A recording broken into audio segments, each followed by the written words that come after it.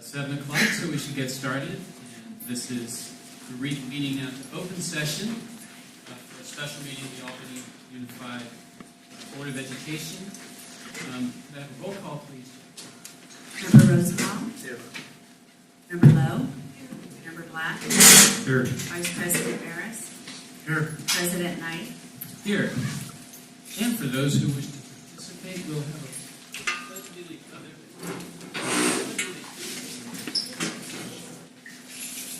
Ready, begin. I pledge allegiance to the flag of the United States of America and to the republic for which it stands, one nation, under God, indivisible, with liberty and justice for all.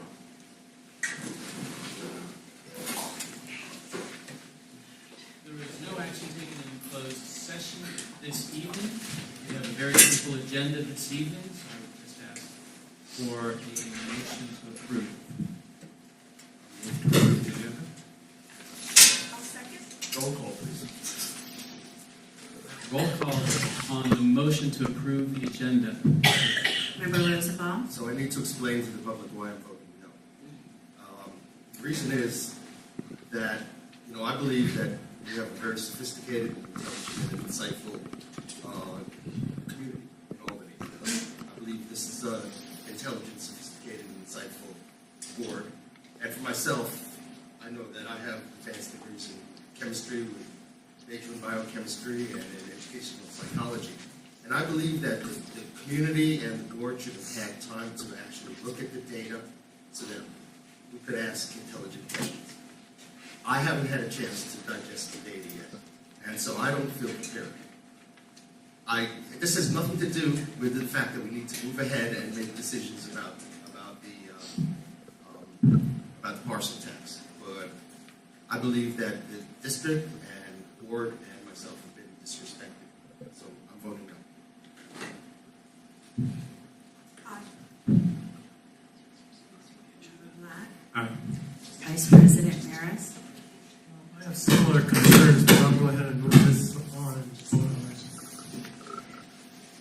Yes. So the agenda is approved. So this evening we have several things to do. I think we'll start by hearing our report from the consultants that we contracted with to poll the community. After that, I think it'd be useful to have the board ask clarifying questions. And if there's public comment, we only have an hour this evening, but hopefully there'll be time for about 20 minutes of public comment. And then we can begin to discuss how to move forward. So we'll hand it over either to Mr. Tramatolo. Okay. Yeah, only because Tim is on the phone and maybe a little awkward for him to introduce himself. You contracted Dr. Tim. My phone is facing the board. Does that work? Yes. Okay. The system here isn't as good as the Yeah, although I love the point around it, so it's nice. So at any rate, you had contracted Dr. Tim with Truor Research to do a feasibility study in the parcel tax, and to look at a number of different questions. This information is really hot off the press, and I think once we get into both, I think what Dr. McCartney and myself will recommend, there's going to be ample time to get into it and study it and do all that. I respect any concerns you have, but I think there'll be ample time to be able to digest this and do it. So Tim is in San Diego, and he's available, and I think we should probably just let him move through this. I'm here to be able to answer any questions that you want to address, both for me and for him. Proceed with that. So Christian is setting up so that Dr. McLaurin is going to give the presentation. Yeah, I think that the plan is to have him go through it, both in terms of how the whole is set up, to go into the findings. He will have recommendations as well as to take any of your questions you have now or in the future. Okay? You ready?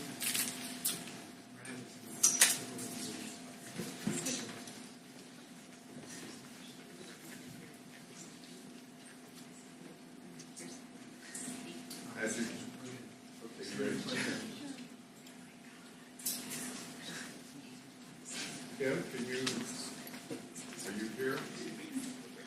I think we can you hear over there? You all hear Tim? Tim, really heard it. Speak again. Hi, this is Tim McClarty, True North. Okay. And go ahead, Tim. We're all here, and your PowerPoint is set up in the room so everybody can see it. Okay, wonderful. And given that, excuse me, I'm getting a lot of feedback here, so I'll try and call out the slide by number. That way I'm looking at the same thing you're looking at. That works. Okay, go ahead. Number one. Okay. So first let me introduce myself. I'm Dr. Tim McClarty. I'm the president of True North Research, and we're a firm that specializes in working with California school districts as well as other public agencies around the state in developing a statistically reliable understanding of the communities they serve through survey research. My business partner and I to date have worked on over 100 research studies for public agencies, and about 300 of those measures or surveys were what we call revenue measure feasibility surveys, where the goal is to understand if it's feasible to move forward with a revenue measure of some sort, bond or parcel tax, for example. And if it is feasible, how do you go about packaging that measure in a way that's going to be successful? To date, we've helped raise about $22 billion at the local level. And since 2008, we've had a success rate with school parcel taxes and school bonds of 93% in California. I mention that because as we go through tonight's presentation, I may make reference to how the results in Albany are compared to what we're seeing in other school districts, and I wanted you to have a sense for my experience and the context for my references. I also do welcome questions from the board as I go through the presentation or at the end, whichever is your preference. Okay, and again, I'm getting a lot of feedback on my end. I apologize if I occasionally stutter in this presentation because I'm hearing myself back in my own ear about half a second after I speak. Is that better, Tim? Nah, it's not the same. Well, actually, that is better.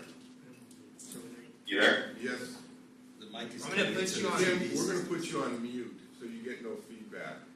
And so you just go ahead. And if one of the board members has a question, I will unmute it and we'll make sure to grab your attention. Perfect. Thank you. Okay, so go ahead and turn to slide 2, which is the purpose of the study. I think it's important that before we talk about the results, we take a moment to review both the purpose, the why of the study, as well as the methodology or the how we conducted the study. This is what we call a revenue measure feasibility study, and it's designed really to answer 3 overarching questions. The first question is that question of, is it feasible? And by feasible, I mean if the board were to choose to place a measure on upcoming ballot, does it have a reasonable chance of being successful? As you might imagine, the answer to that question isn't always yes. Sometimes we do these studies, and particularly when you're talking about parcel taxes, which have to tax at 2/3, there's just no way when looking at the data that we feel that we've got the support to get you from where you're at today to where you need to be successful on election day. And if that's the case, we'll be the first people to tell you that. The last thing the board wants or consultant people wants, frankly, or staff, is to move forward with a measure that really doesn't have a reasonable chance of success. Fortunately, when it comes to schools, voters tend to place them very high on their list of things that they care about, and we often do see that a measure is feasible. And in that instance, that second overarching question kicks in, which is, well, then how do we go about structuring the measure in a way that is going to be consistent with what our community is willing to support? And by structuring it, I mean all the things like what's the ballot statement should look like, what's the price tag on this measure that the community is willing to support, how would voters prioritize how we spend the money related to this particular measure, what sort of accountabilities need to be built into this measure, et cetera. So all the things that become part of that revenue measure package, the survey kind of helps provide some guidance into making those important decisions. And then thirdly, it's an opportunity for us to gather information that's needed for communications and outreach. I'm a big proponent of, if there's an agency or a school district or a city that's going to be asking voters to vote on a measure, it's really incumbent upon that agency to help educate and inform the voters about what the decision is that they're asking to make. And so those are the three purposes of the study.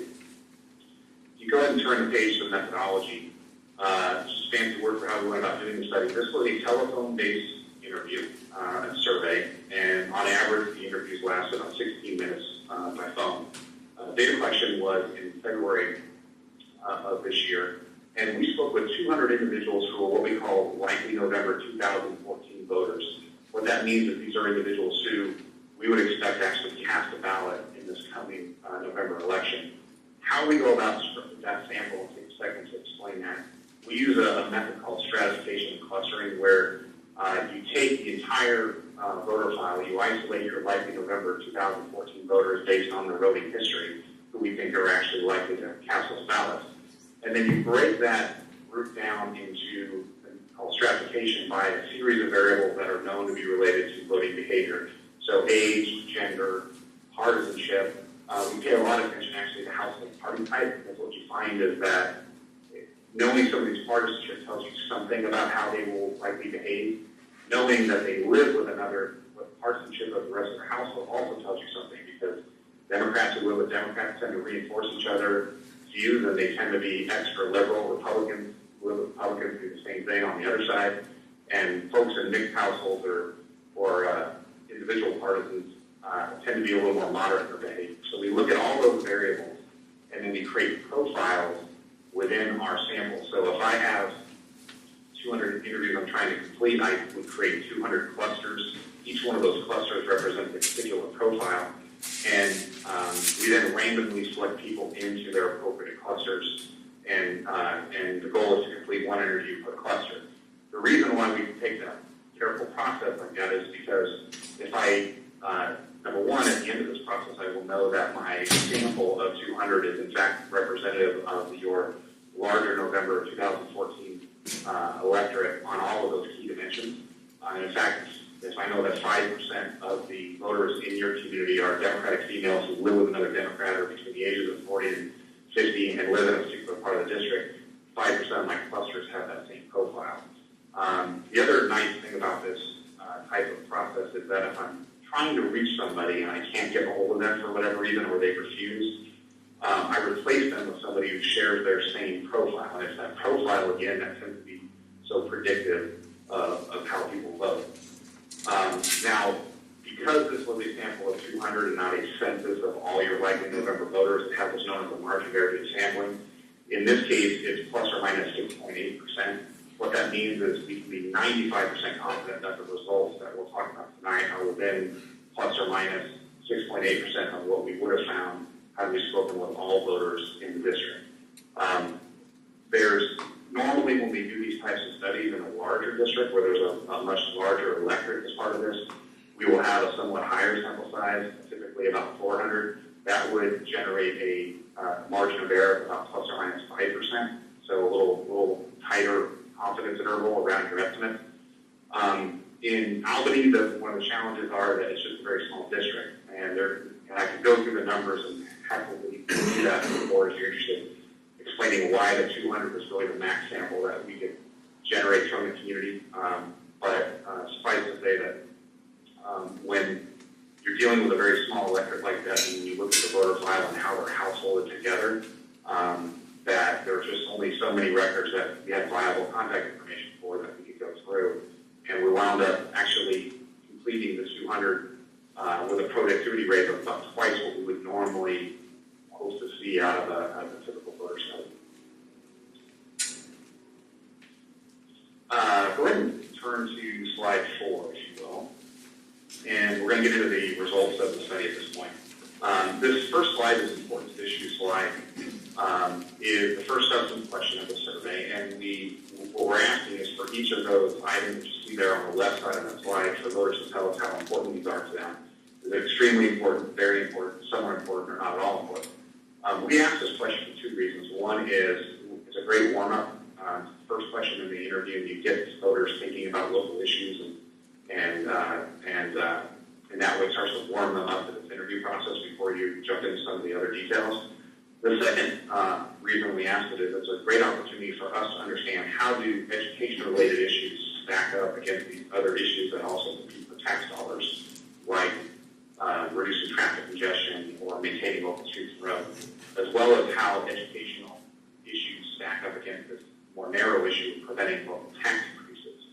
And as you might imagine, what we like to see is that the issues related to education go up to the top of the list, and voters rate them as the most important of the issues to be tested, that educational issues outpace these other issues that also compete for tax dollars in terms of the importance in voters' minds, and in particular that there's a sizable gap between maintaining the quality of education in local schools and the perceived importance of preventing local tax increases.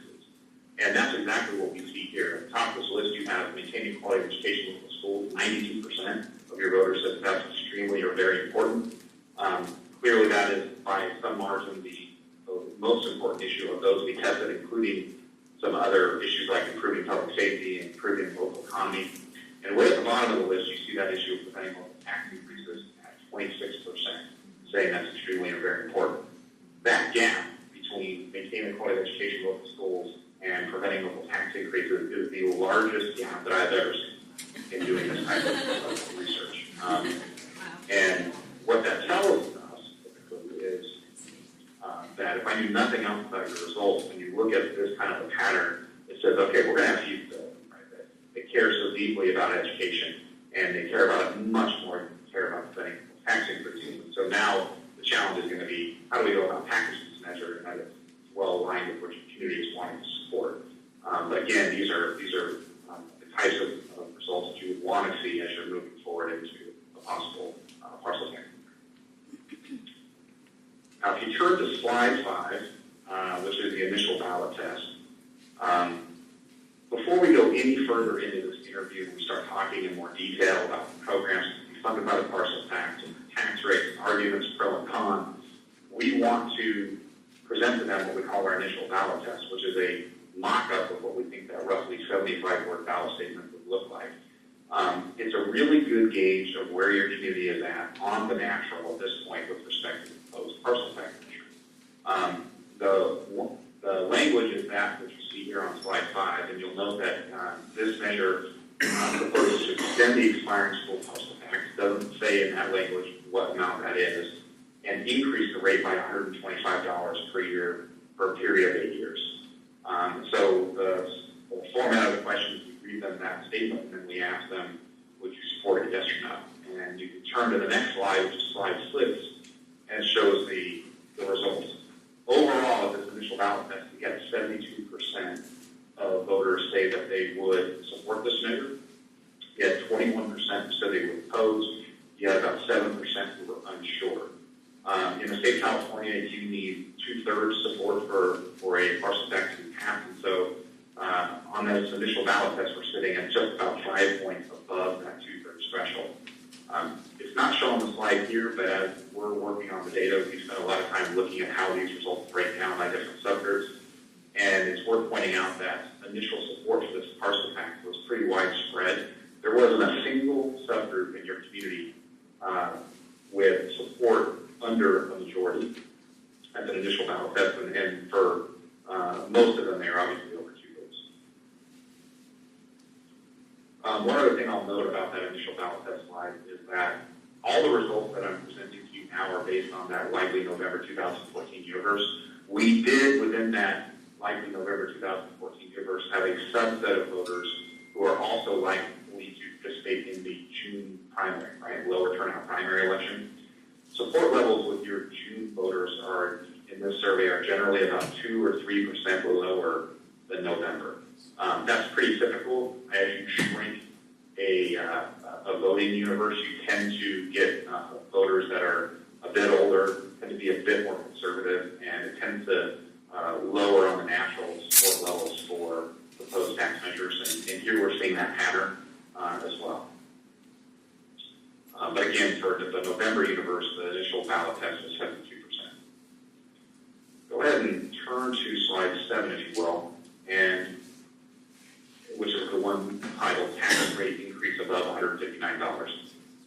Naturally, support for this type of parcel tax can depend on the price tag, and the more expensive a measure becomes, all other things equal, the lower levels of support you might expect from your community. And one of the goals of this study was to understand how, as we alter the cost, the price tag of this measure, doesn't affect voter support for the proposed parcel tax.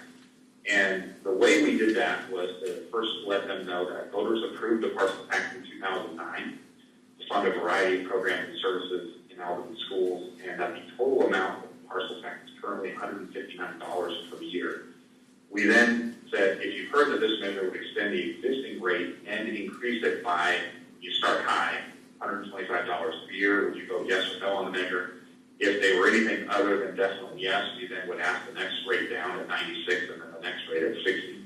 And as you can see here on this slide, that when you focus voters' attention on the price tag, and we mentioned explicitly that there is a base rate of $159, and now we're proposing to increase it by 125 or 96 or 60. You do see a bit of sensitivity to that tax rate increase. At $125, we had 62% of voters say they were supported at that, knowing that it's on top of the 159. At 96, we also had 62%. So we didn't gain anybody, but we did get some strength in our yes vote, going from 37% at 125 up to 45% at 96, but overall we're still at 62. And then at $60 increase above and beyond the 159, support jumps to 73%. And we'll pay attention to this issue of both what we're seeing here in this question 4 as well as the next question in terms of making some recommendations about what's the appropriate tax rate given the need to be successful at 2/3. If you turn to the next page, initial ballot test extension only, that's slide number 8. If we had a voter who was anything other than definitely yes at $60, we simply asked them, would they support this measure if it renewed the existing $159 parcel tax for 8 years only and didn't have a rate increase? In other words, this was simply an extension of the existing 159 without a tax rate increase. And if you add up the white slides there, at 51%, who had previously said definitely yes at $60, and the other 2 green slides is support jumps to 81% support. So when you're talking about a renewal only without an increase, you have 81% support. All right, go ahead and turn to programs and projects, which is the next slide. And at this point, what we're trying to do is now start to educate the respondent more about what this measure will fund. Up till this point, they've only had that 75-word ballot statement. We can only say so much about what this measure would accomplish. In the programs and projects section, we have the opportunity to unpack this measure into a variety of different services and programs that can be funded by the parcel tax. And in that way, we're starting to educate them more about what the measure will accomplish. It's also an opportunity for us to identify other things that you could spend the parcel tax proceeds on, which of those do they most strongly favor, in other words, which are their priorities, and which of those are a little further down the list. All of these projects and programs were tested or administered in a random order for each respondent, but we've sorted them here from high to low based on the combined percentage who said they would either strongly favor or somewhat favor spending some of the parcel tax proceeds on these items. And probably the biggest takeaway, when you look at that slide, is there's nothing on this list that we tested that voters don't like. All but one of the projects or programs that we tested had 80% support or higher. So these are all very popular. In fact, some of the strength of that strongly favored, dark green bar, is very, very strong here compared to what we typically see. I mean, it's normally striking to have the strongly favored percentage be in the low 50s. Here we have a number of items that are testing at 60, in some cases 70%, saying it's strongly favored. At the top of that list was continuing funding for advanced programs in math, science, and technology. At 88% of your voters said they would favor spending some of the parcel tax proceeds on that item, followed by continued funding for music and arts programs, and also attracting and retaining highly qualified teachers. The only item on here that had less than 80% support was improving student safety and campus security. Again, not that it isn't important, but compared to some of these other items, voters aren't as concerned with that issue as others. Now, go ahead and turn, if you would, to the positive argument slide. And if the board chooses to place a measure on an upcoming ballot, there's going to be an election cycle. And And during that election cycle, you're going to have proponents of this measure stand up and advocate to their neighbors and others about why they should support this parcel tax. You might also have some opposition, people who stand up and try and convince your neighbors that this is not a good idea, we shouldn't be supporting this parcel tax. For this to be a reliable assessment of the feasibility of the parcel tax measure, we need to simulate that discussion and dialogue that's going to be happening during the election cycle in this interview so that we have an understanding of once a voter hears that, right, once they go through that process, election cycle, and they hear positives and negatives about this measure, how might that affect their ultimate voting behavior? And so in the positive argument section, we're conveying to them a series of what we would expect to be the types of positive arguments that would be part of the campaign.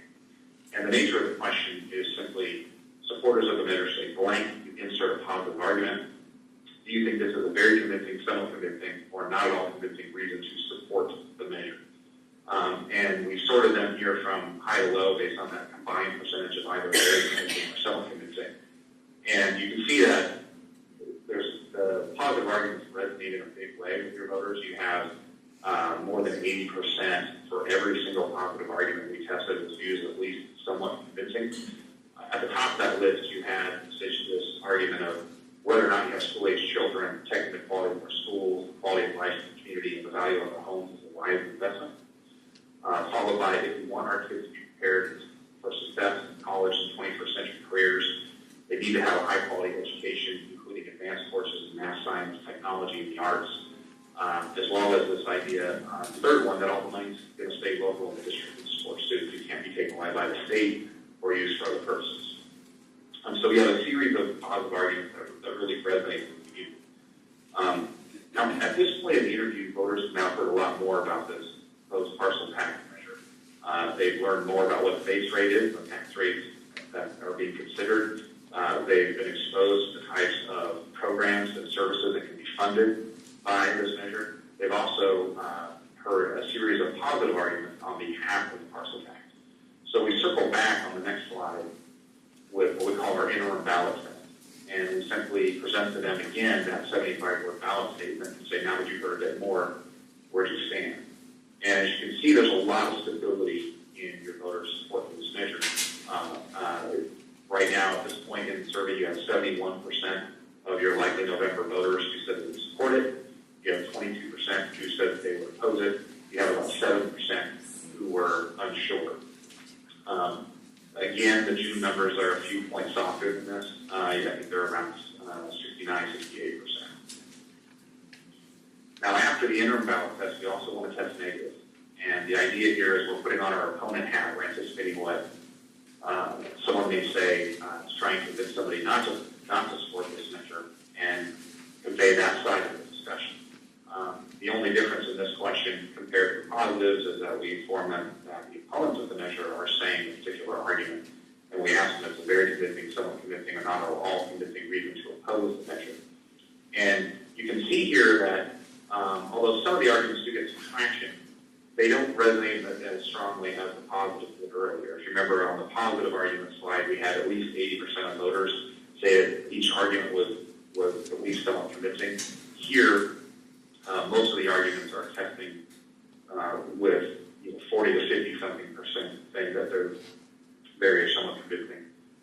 Number one negative argument was this measure is not fair to homeowners. Residential property owners are being asked to pay more, while commercial properties in Goldgate Field will pay much less.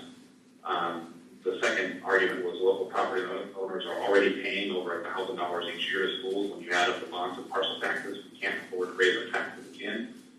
And the third one was people were having a hard time making ends meet with the high unemployment and sluggish economy. Now is not the time to raise taxes. So you can see in the negative arguments, we aren't pulling any punches here. We're anticipating what we think would be the strongest negative argument. And the real question, though, is what happens after you convey this information. And that's the next slide, which is the final ballot test, slide 13. As you can see, not a lot actually changes. Support ticked down about 1%. You had 70% who said that they would support this measure, 50% saying definitely yes. You had 25% who said they oppose the measure, and you have about 5% who are unsure at this point. And again, the June numbers are 2 to 3% softer than this at each of the key ballot tests. So we'll transition now to the key conclusions. And unless there's questions from the board on the content. All right, hearing none at this point. So what does all this mean? I will Well, he's hearing them. circle back to that. Tim, you have a question. Okay. Let's see. Actually, what I was wondering was, so I appreciate the stableness of the numbers. I'm wondering, in your experience, what really strong local campaigns do to these numbers by the time an election actually rolls around? How much the numbers will shift from early polling to the actual election? I'm hoping somebody closer to the phone might be able to repeat that for me. I couldn't quite hear the detail of the question. Tim, he asked, to what extent does a solid community campaign push numbers up? Is that a fair? I think. In my experience, first of all, campaigns, the most important part of a campaign is reinforcing people's predispositions, right? That the primary goal should be, especially when you have numbers like yours, where you're sitting in the above that 2/3 threshold, that the number one goal here is really to help your yes voters stay in the yes column, right? It's less about convincing no's to switch over or the undecided to switch over in general. I mean, as far as effectiveness, the most effective part of a campaign like this is to reinforce your yes vote.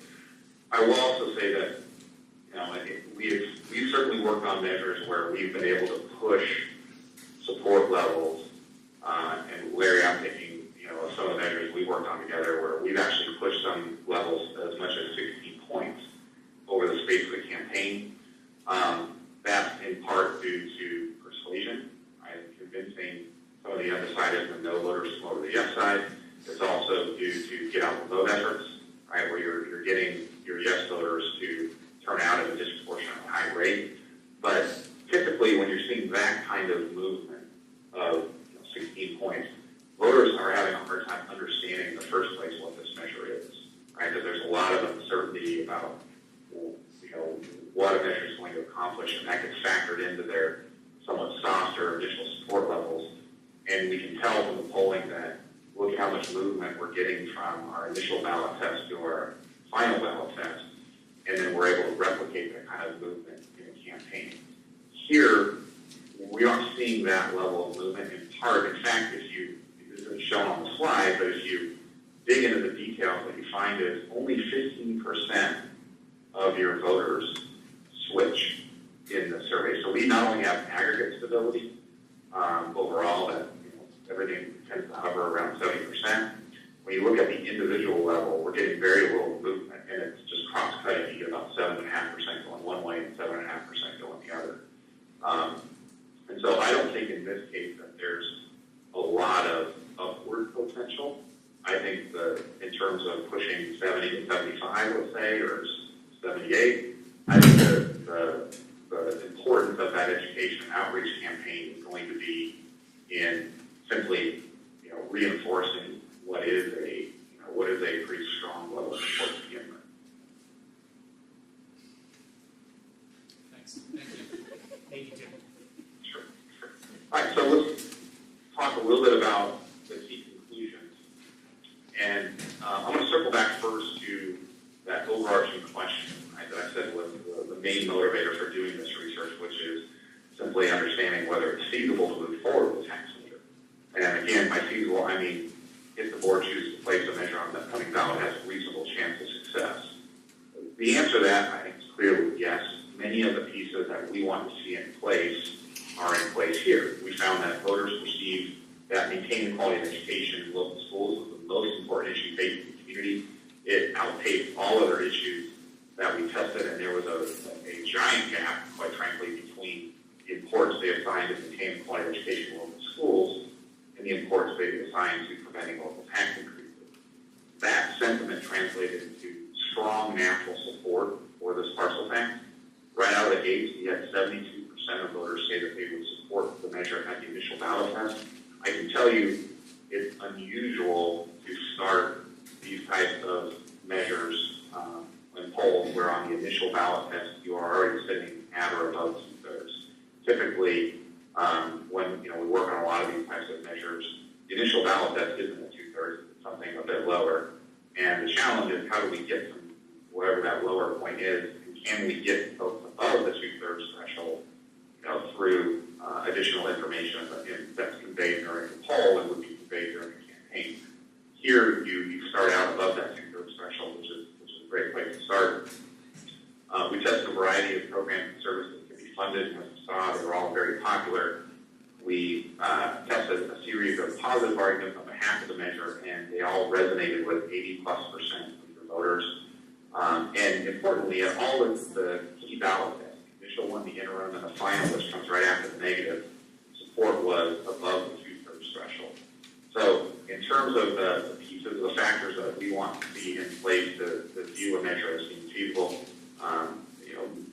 many of those pieces are in fact present here. Now, if you turn to the next slide, which is consideration, having said that a measure is feasible, I think it's also important to keep in mind that a couple things. You can't just obviously put any type of measure at any tax rate, funding any types of programs or services on the ballot and expect to be successful. You want to use this poll to help you understand how do we structure this in a way that is consistent with what our community is wanting to support in this measure. So a couple of things to keep in mind. Number one, it's real important to understand that a poll like this is a snapshot in time and not a crystal ball. And I emphasize this in particular when you have positive results that you do here, because what happens on election day isn't what your poll says today, right? It's based on all the important decisions that this board will make in relation to this proposed measure and what it is you set the tax rate at, what are the combination of services and programs that you're going to propose to fund with it, et cetera. It's going to be driven by how much effort the district and an independent campaign puts in on behalf of this measure to go out and outreach and help educate the voters in your community about the important decision you're asking to make and what are the benefits of this measure to the community and to your schools. And it's going to be dictated in part by events that unfold over the next handful of months, some of which you control and some of which you can't. And so with that in mind, I mention that because as strong as your poll results are, it's always going to go fine to election day. And how the poll here should be used as a planning tool and to help you make some of these important decisions that will ultimately affect the outcome of this measure. A couple of those decisions or considerations are shown below on this slide. First is that price tag matters. We found that although the ballot test that would test an extension plus $125, the moment you actually focus voters' attention on the price tag, support drops somewhat at the tax threshold. And so it was only at one, in terms of there were only two options for which we had better than 2/3 support in this poll when you focus their attention on the money. One would be a no tax increase extension, which as we found had 81% support. And the other was a $60 increase on top of the $159, and for that we had 73% support. So based on the polling numbers, our recommendation is that the board to pursue a $60 increase above the $159. Feel comfortable with that amount. I think the community indicated it's comfortable with that amount. Higher amount, as we saw in the polling, did test as well, and would certainly be a riskier strategy. The second issue was one of election timing. I mentioned that we did look at both November and June in this survey. Given that you need 2/3 to be successful, given the margin of error on this poll, and that the June numbers were a few points softer, our recommendation is to go with November. I also think it provides you with more time to effectively plan and prepare for a successful measure, as well as allows the independent campaign more time to do their important work. So November is a recommendation on that point. And finally, as I mentioned before, it's going to be important that the district continue do outreach to the community, as well as that the independent campaign has an opportunity to carry that message through the election cycle to build and sustain, importantly, the support for this measure. So that's the end of my PowerPoint presentation. I certainly thank you for your patience, and I also welcome questions.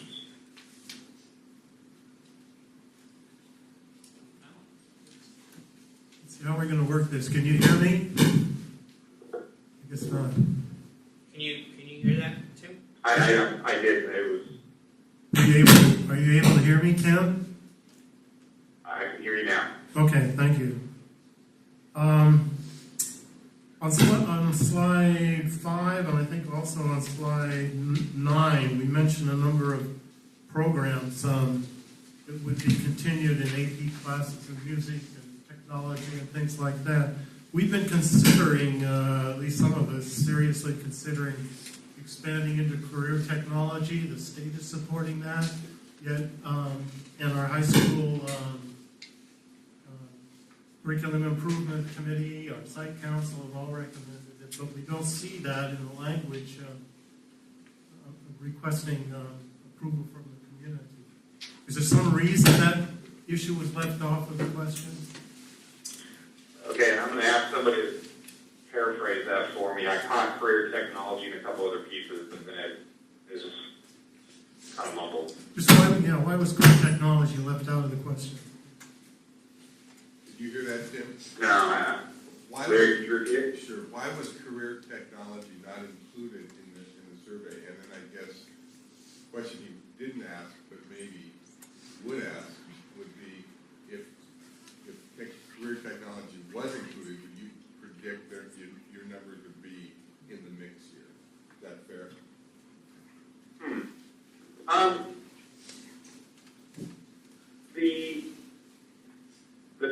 The specific list of things that we tested was in part a discussion with staff. So I can't offhand say why career tech wasn't on this list. I know that we do have some arguments that play into it. One of which was, and when you think about career tech, one of which was item D about how if we want our kids to be prepared for success in college and 21st century careers, they need to have high quality education, including advanced courses in math, science, technology, and the arts, and that tends to one way of sort of capturing a bit of that career tech. In general, I will say career tech tends to be popular. It does. I think that if there's interest in building some of that into the resulting measure, that would strengthen it. Now, I don't think that's going to result in a 5% higher level of support in the ballot test type of scenario, but it would strengthen the overall package and perhaps strengthen the intensity of the yes vote as opposed to initially increasing the percentage, if that makes sense. Well, I'm disappointed it wasn't included, so I'll just state that, and I think it's appropriate to include it in the future. Also, we have a 6.8% margin of error. If that goes to the extreme, we don't get 67% of the vote. We get 64% of the vote. How likely are we to hit the extreme negative of that margin of error? Did you hear that, Tim? No, I'm not able to hear anything that's coming from the board, and so I'll just need you to repeat the question. Tim, the question was, given the margin of error, is it likely that the margin of error could be on the low side if we did this? And what's your experience with? Because the margin of error for a survey is significant here. And what's your opinion in terms of the actual results based on that margin of error? Yeah, that's a good question. It could go up and down, correct. The margin of error, what that tells us is that we can be 95% confident, right? So it's a pretty high threshold that the actual level of support in the community for this measure is within, plus or minus whatever that margin of error is. In this case, we always report the maximum margin of error, which is what happens when you have questions that are split 50-50. margin of error around that kind of a question is plus or minus 6.8%. The reality is on a parcel tax measure that your margin of error around your ballot test is actually higher than the 6.8%. And the reason for that is we're not sitting at a 50-50 split. We're sitting at a 72-28% split, right? And so the more you get out towards the extremes on either side, your margin of error tends to shrink. And so I could run the calculation on that, but I'm confident you're looking at about plus or minus 5%, right around there. So now, in every poll, even if we did 400, we'd have a margin of error that, when you're doing these types of two-thirds measures, tends to wind up encompassing your, the amount that you need to be successful. Right? It's not often that we will do polling for a parcel tax measure and the support levels are 76, 78%.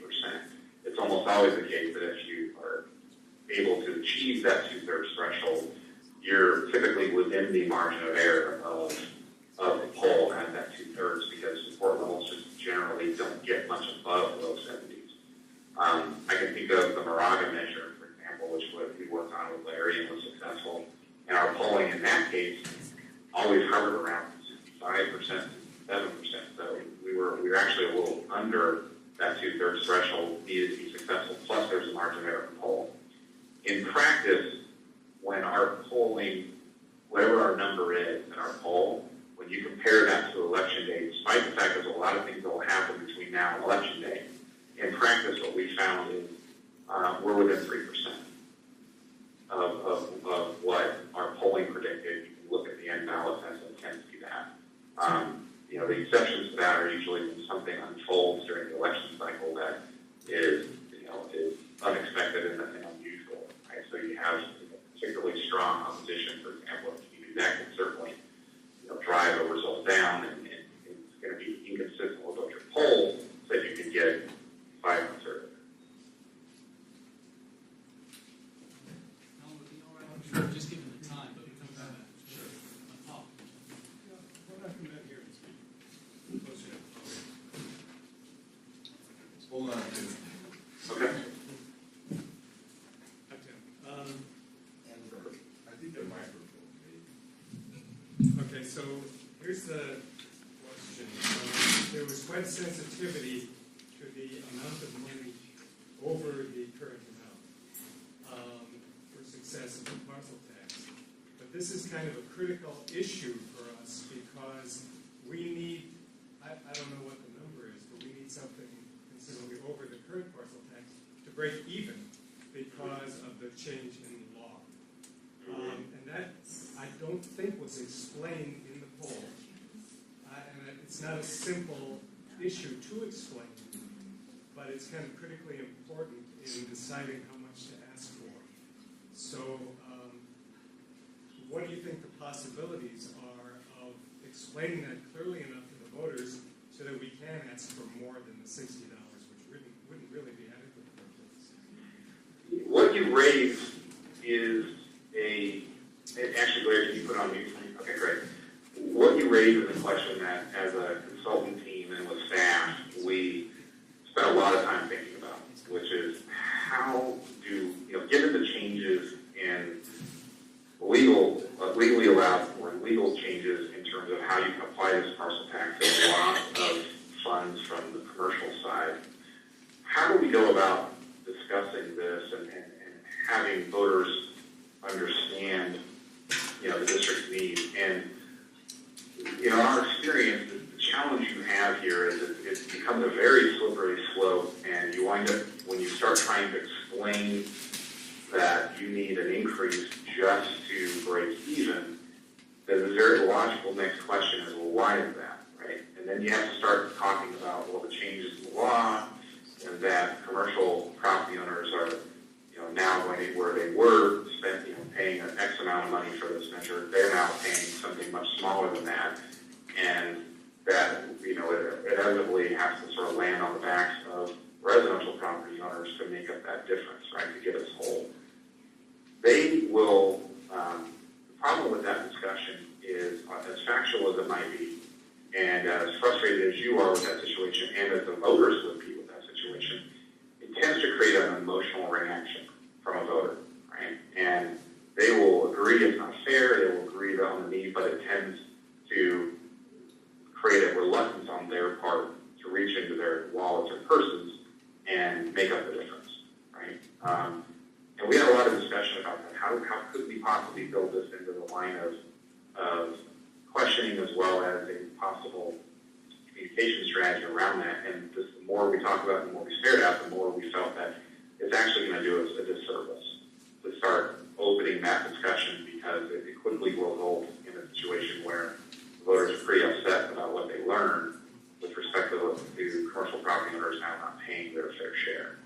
And in fact, to try and get at that issue, we did have a negative argument here where we tested just that concept of, look, this isn't fair that residential property owners are being asked to pay more, while commercial property owners in Golden Hills will pay much less.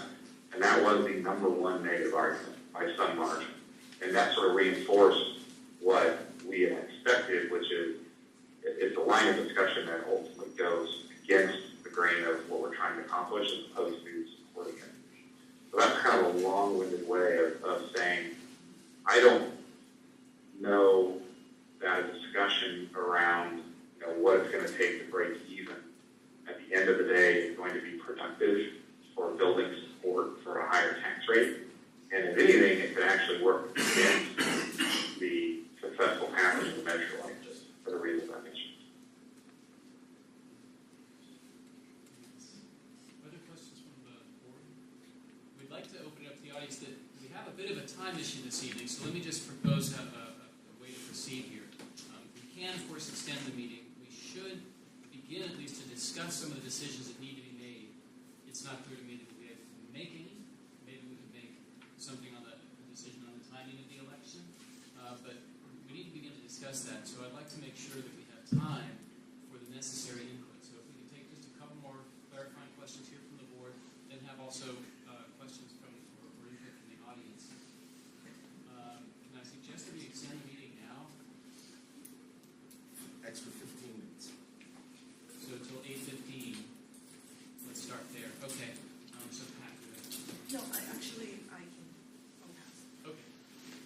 Anything else? Then I think there was one from the audience. Can you please come up to the mic, Cheryl?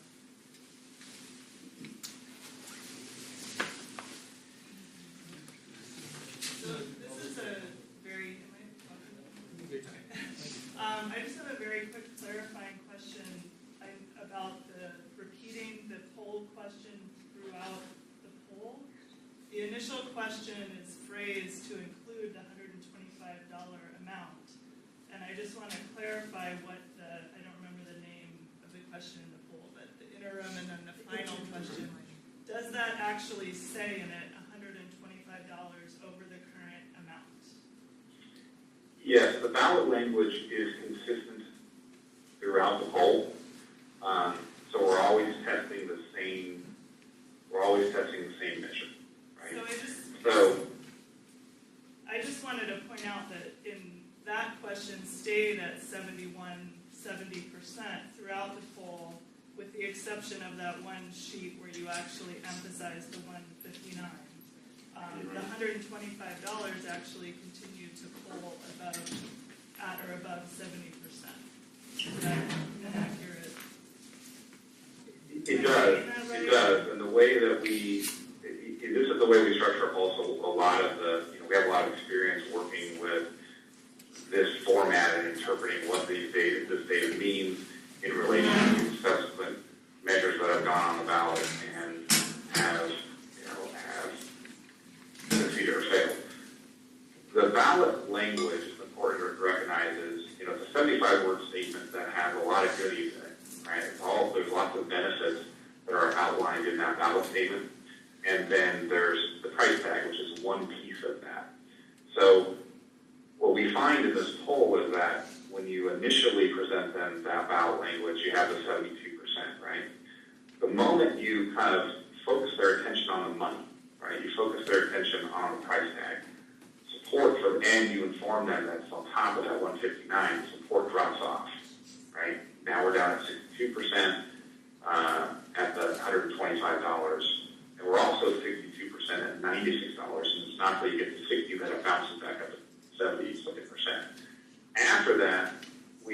we present a lot more information about the programs that can be funded, and we present positive arguments. So we've had an opportunity to bend their ear on those details, which tend to reinforce support levels, such that when we come back around to that interim ballot text, we're now back up at 70%.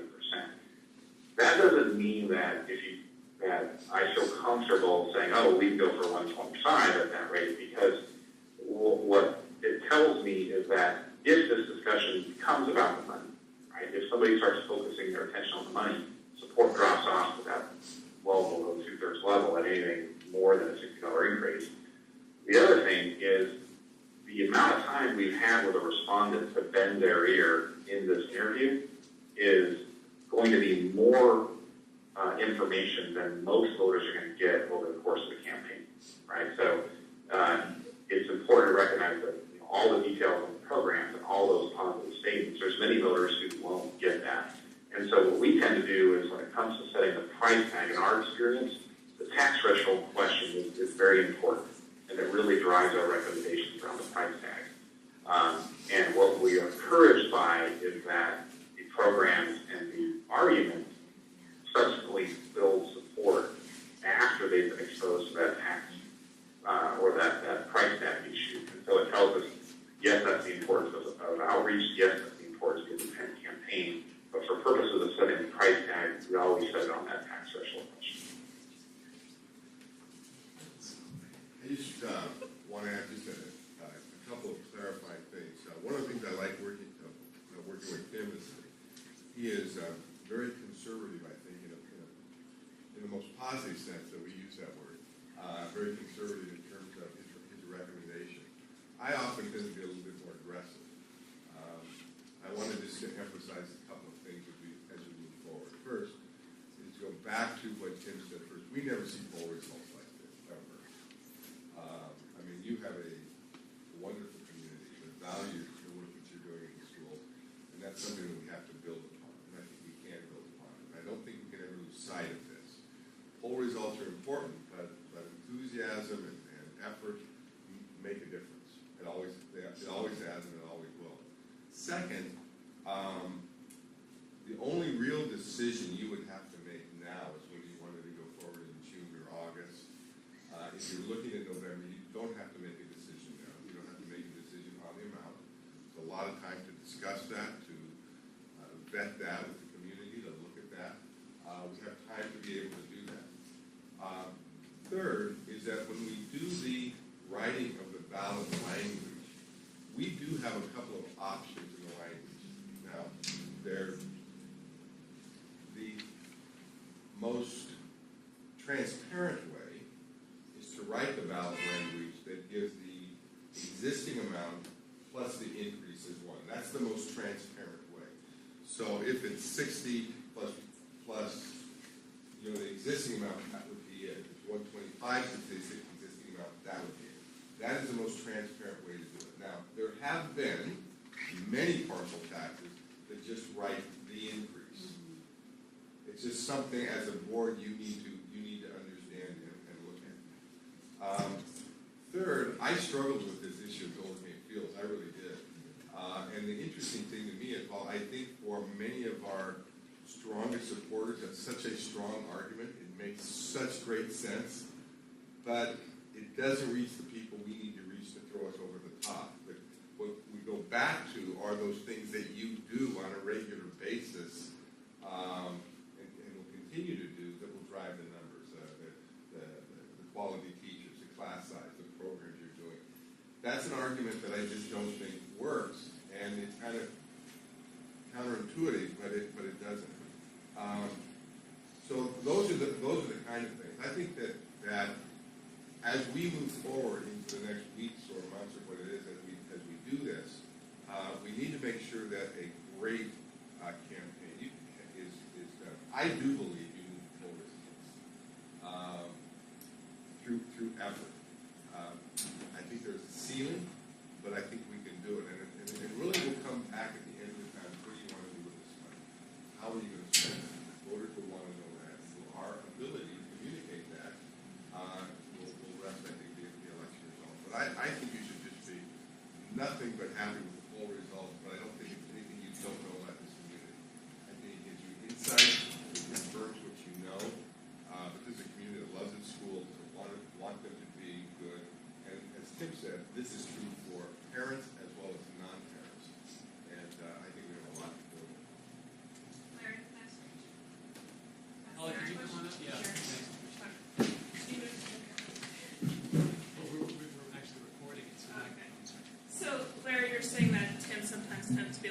conservative in those price tag recommendations, and you're talking about being more aggressive when you're looking at those numbers, what would you say would your recommendation be in the 60 range or higher? Well, first, Tim is a scientist who's been trained to this. So when he looks at the numbers, he doesn't want to extrapolate anything other than what the numbers say. And I think he is the best. He is the best in the state at doing this, without question. Our job a little bit is almost being like if he is the surgeon, we're more of the physical therapist. When there's effort, when people have desire, when people do things, there's certain things that happen that if you just looked at the X-rays, you'd say that could never happen, and that's it. Now, here, I think that it would be a mistake tonight on whatever the date is, the 24th of February, if this is November, to say we're going to go for $60 or whatever. I think we have time to pick that out. I think we could be aggressive on that to a certain extent without being foolhardy as well. I just think that we can look at that. I don't see,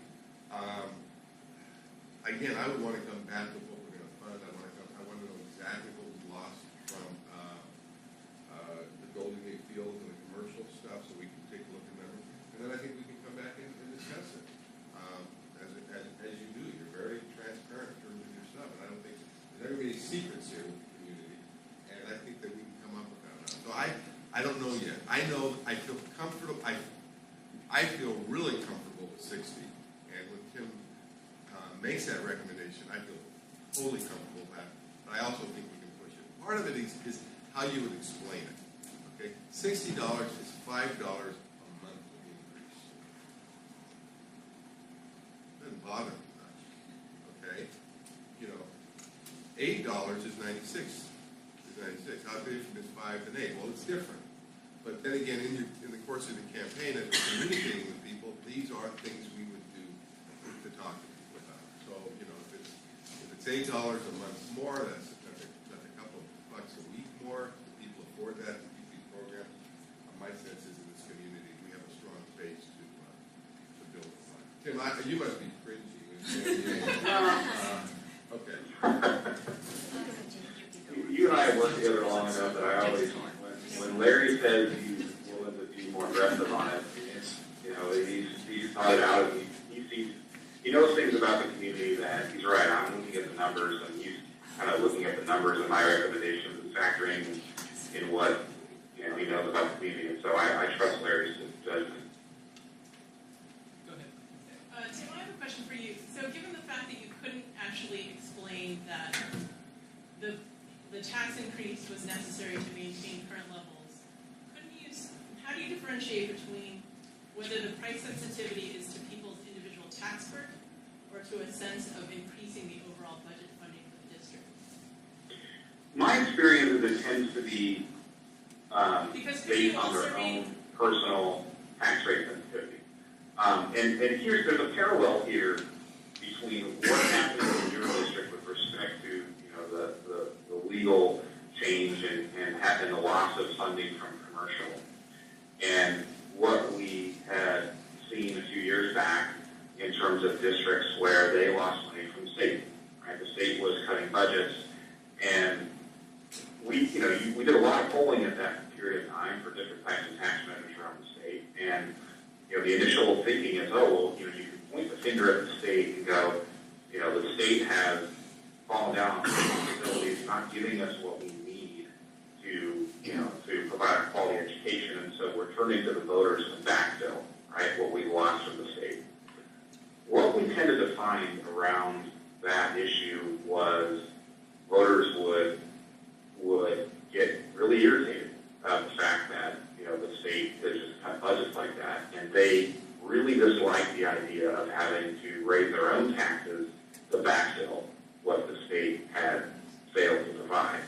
And so what we learned over time was, you kind of can talk about state budget cuts in the background. It's kind of like the backdrop to the stage, but you really need to make these measures about the positive impacts of what this measure is going to accomplish and really sell it on that side. Because if you spend time talking about the state, what the state hasn't done, and what the state has taken away, to explain why it is you're coming to them and you need money just to stay whole, it actually backfires.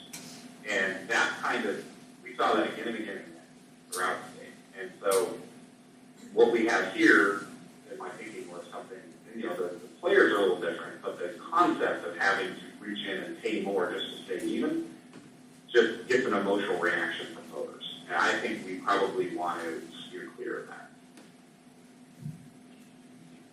I think, Marla, did you have a question? Yes, Tim, can you hear me?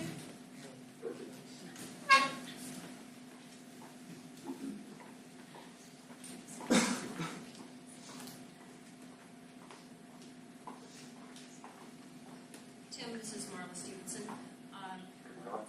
Thank you for putting this poll together in such a rapid fashion. And the reason we're meeting tonight was the thought that we might hear from you that going out in June would be a wise decision. What I'm hearing from you tonight is that your polling indicates that we have the strongest chance of success in the November election. Is that correct? Correct. Okay, thank you. One of the things, please come on up, I just want to throw out one of the things that we can do tonight, and I would suggest that we run around and discuss this at some point in the next few minutes, is decide on a date. I think that would be the first step towards getting things moving, and it sounds like November is a good date. And we haven't talked about August, the polling didn't address August, I was curious to hear opinions about whether August makes some sense, but I think we should think about a date now. Tim, I don't know if you've heard that. One of the things the board president suggests is maybe tonight they could make a decision on date, and then ask a question about it. We didn't look at August, but you didn't have any recommendations in August. Do you want to answer that? Do you want me to? Well, we looked, are you talking about a vote by mail special Correct. election? Yes. Yeah, we could take a peek at that, and the support levels in that group were a bit lower still. So you'd be starting out with an even larger deficit than June, and so given that scenario, we saw November as still the better of the three options. And just to mention, we've been hearing from members of the community who are ready to go and do the work. That's data that I understand and have heard already. The other data we only got yesterday. And it seems clear that the community wants to move for November ballot. So I'm ready to move on that. I have a problem with that, it's not on the agenda to make that Yeah, decision. that's true. There's no voting. We don't need an action item for that. We can express consensus for it, and that's an action. So it's okay.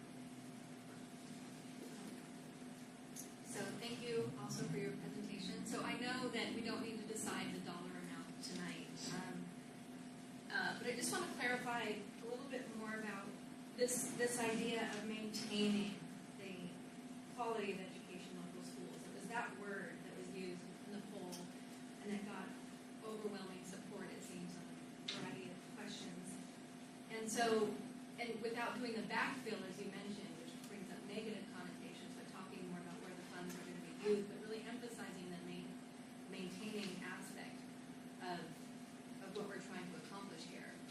I just wanted to get a sense from you and Larry whether going to the high end, which really, really does maintain, I mean, aggressive going up, we could just go up one level from the 60, but we could go up to a level that would really maintain the quality of education in this community, which you both have said is overwhelmingly supportive of its schools. And just to get a sense from you while you're here, your instinct on whether that could fly. Well, I guess I'll jump in first. Unless you want to, Larry. No, go ahead. What's that? Go ahead. Okay. We may differ, but that's all right. That's what Yeah, this is healthy, and we do this on occasion with other measures. My personal feeling about that is that it really becomes just an understanding of risk, right? Are you willing, as you increase that tax rate, that doesn't mean you can't be successful. I mean, have we been involved in measures that the tax rate was above what the community said they would be willing to support? Absolutely. We've been involved in winning measures with that scenario. They are more risky, right? And so I tend to be one who says, you know, given all the uncertainties that can play out between now and Election Day, I look at the numbers and I let the numbers tell me where there seems to be a comfortable margin of support in the community at a particular tax rate. And that's where that $60 piece comes up. Does that mean you can't win at 96? No. It just means that if you go to 96, you've created a somewhat steeper hill to climb, right, to be successful on Election Day. And you've increased the risks that you won't be successful. In some cases where you have opportunities, if a measure fails, you can circle back around and put a slightly more modest one on the ballot and get it renewed. Then, you know, sometimes that risk is worth taking. And or in scenarios, extraordinary situations like you have now where, you know, you have to have a substantial increase just to remain level, perhaps that risk is worth taking. But I tend to be, as Larry pointed out, somebody who will make a recommendation where I feel that there's, you know, that comfortable margin there, so that if things get a little sideways over the next few months as you're heading towards Election Day, you have some, you know, ability to absorb that, as opposed to having to kind of really, you know, rely heavily on your campaign to put you over the top. But again, that's just my recommendation. And I don't disagree with your recommendation. I do, and I would agree totally that it's risk. I always like to look at what happens if it loses. No one ever, when you start these things, ever wants to think about that. But it's one of the realities about tax elections. You have to. What is the follow-up plan if you lose? And the follow-up plan should never be we're going to do it again until they vote for it. And so you need to be able to adjust it in some way. So what are the ways it could be adjusted if you were doing it a second time? Well, you could adjust it downward, obviously, in terms of the tax amount. You could adjust the time frame. So those are things that you can do. This has to be, if the board chooses not to take action, if you don't take action and you want to take action in November, we have until the first week of August to make decisions. So we have 5 months.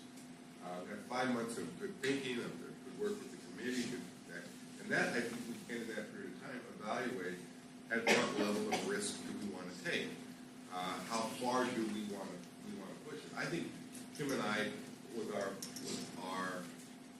blindfolds on, say that with a great community effort, $60 increase is definitely doable. We need to work together to figure out how much can we go beyond that. Is it 96? Is it 125? And just understand the risk, because you know, when you lose, everybody's an orphan, and there'll be a collective decision that you make. And I do believe, and I would agree with the board, it's not just a board decision. Fundamentally, the board has to vote on it, but this is a decision that affects everybody in the community. And I think over the next 5 months, we can make those decisions. But I feel so solid about the support of this community. You know, I do think about that. You know, there are other parcel taxes. There are other factors. We're not just talking about a standalone parcel tax of 159 plus. There's others that we're not playing here. So you need to be thoughtful about that. You need to think about future bonds, other kind of things as well. So, but I think we can. Well, thank you very much, Larry, and I want to thank Tim as well. We are running out of time, so I just want to kind of get to a sort of summary position here of the board. First of all, the results were really very heartening and encouraging, and I think in a sense you're right, we did know this about our community. So we don't need to make any particular decisions about amounts and so on tonight, but do I have a feeling from everybody, when I quickly poll the board, are we thinking about a November